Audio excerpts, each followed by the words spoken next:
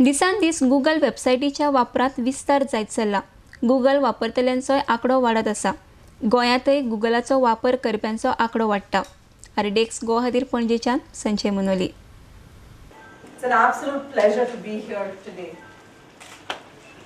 I'm really excited to talk to you all about the Indian SME ecosystem and also share updates on our initiatives and programs to enable these SMEs to really grow and scale. As a country, we've made tremendous progress on several fronts. India is the second largest internet user base in the world with over 400 million connected users. And smartphone adoption in India has also grown quite rapidly, reaching over 300 million Indians.